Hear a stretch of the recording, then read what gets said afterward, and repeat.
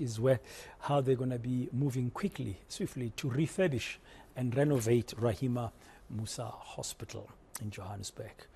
Now, let's take it to Polokwane in Limpopo, where the Provincial Health Department is worried about potential disruptions at some of the health facilities. This comes after the local municipality is threatening to cut off water and electricity in government buildings because of outstanding rates and taxes. So they're being owed money. Now they're going to cut off those who are not paying. Let's discuss this now with Neil Shikwambana, spokesperson for Limpopo Health Department. Neil, good afternoon. Welcome to today. It is a worrying situation, and you've expressed your concerns about this potential switching off at Polokwane hospitals due to what you regard as a misdirected bill. Tell us about that. Thank you, Braden. We are actually happy to announce that we have, as promised, engaged with the local municipality on the issue, and they have actually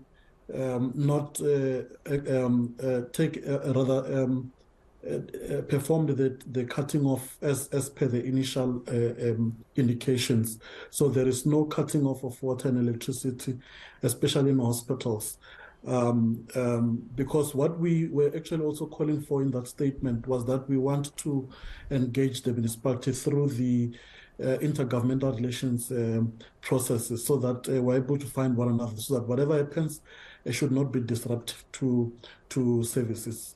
But the point that we're also trying to make there was the issue about the rates and taxes versus consumables, because we had actually received a bill for rates and taxes, which we think was misdirected to us, because we are only responsible for consumables such as water and electricity. But like I've indicated, we have engaged with the municipality and we found one another. That fear that we've had of disruptions have been allayed. Okay, so the municipality will not cut you off? They have indicated that even if they were to cut off, they would not do it in hospital. They will target probably the head office. But our engagements are ongoing there, because we felt that we were not actually liable for the issues of rates and taxes. The only thing that we think we could be cut off for should be for the utility costs, which are of water and electricity. And we think in that space we are performing very well. So you are up to date. Your payments when it comes to water and electricity as the Provincial Health Department and Polokwane hospitals particularly, you are up to date? Yes, we are indeed up to date, and we're continuing to engage with the municipality, just to say, also look at the billing issue, so that the issues are not left to pile over.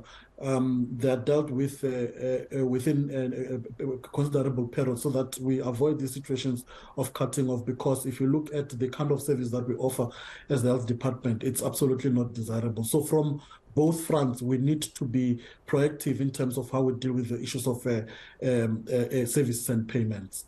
Okay, just clarify then, the rates and taxes bill, who should pay that? Look, the issue of rates and taxes are actually for the owners of the land where the buildings are situated. As you would understand that in government, for instance, as the Department of Health, we don't actually own that particular land. We're not actually the registered owners of the land where hospitals and our buildings are. So it depends. For instance, the hospital in question, I think it's a hospital that is built on trust land, because it's in the rural village. So you'd look at departments like your rural development and land reform. And in other instances, it's public works. So I think there was just a little misunderstanding between us and the municipality, because the bill was actually directed to us instead of the right departments, and we've actually clarified that part. Okay, so that money should then be paid, or that bill should go to the Department of Public Works. So as far as you are concerned, Neil, from Polokwane Hospital's case, you won't be cut off. then going forward, how are you going to make sure that you pay for what you use in terms of water and electricity on time? Is that a function of the municipality delivering to the provincial health department, to the Polokwane hospitals on time such bills? Or is it up to you as the health department and the hospitals to follow up?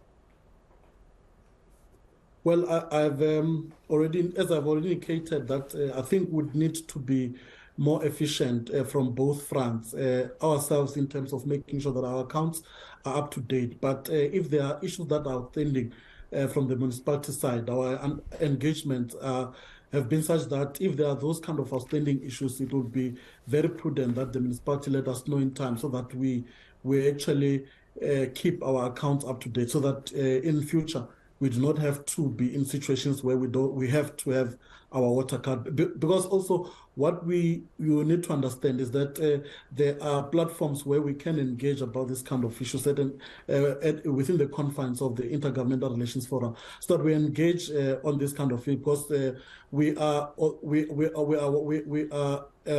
one government, although they are at the local and whether provincial, but we can be able to engage among ourselves. If there are bottlenecks, we're able to iron them out, so that it should not even become a public issue or an issue where it goes to the extreme of water having been or electricity having been, where the municipality will have a need to cut off the electricity in any of our buildings, be it a hospital, although they've promised that they will not do it in a hospital. Even if it's in an administrative buildings, there are a lot of things that are happening there where you need electricity, you receive stock, you need to pay service providers, all those kind of things. Your systems that you need to pay workers, your normal system that are able to communicate with hospitals, dispense medications, you need the electricity to be able to do that. So it becomes a bit of inconvenience, even if it is at an administrative level. Hence, I indicated that from both fronts, we're agreeing that we need to be proactive in order to ensure that we prevent that particular situation. Okay, very briefly, as we conclude, Neil, what I'm hearing is that the hospitals, the municipalities agree that if it has to cut off any water and electricity services, it will not cut those that are being provided to the hospitals in and around Polokwane. But it may, depending on the debt and the bill that is outstanding, it may cut off, like a head office, for example, like your admin office where you are seated right now. If you have not paid, you might get cut off. Yes. Okay. So currently, yeah. Yes, Neil. Yes, that is the case, and that is the understanding that we are having, and that has actually played a crucial role in terms of filing our fears, as we would have seen on our statement, that we were actually worried that that could actually disrupt how hospitals are functioning, and that it will have a terrible impact if that happened. Yes. Now, final question: do you, as a department where you are seated at, owe the municipality any money in Polokwane? Well, I think... I mean, to the municipality, sorry. Let me be specific. Do you owe the local municipality any money? Look, I think I would not say we're not owing them, because we are continuing to consume and pay as per the bills. So we are paying as we receive the bills and going forward. And so as the bills are updated, our payments get updated as well. So it's not...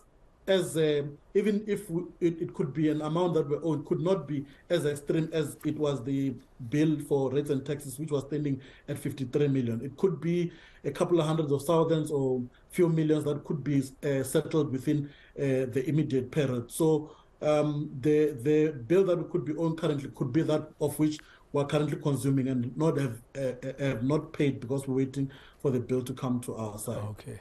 Thank you very much, Neil Shikwambana, Limpopo Health spokesperson. And fortunately, they've engaged the municipality in Polokwane, and they've been guaranteed that they will not cut off any of the local hospitals due to outstanding water and electricity bills.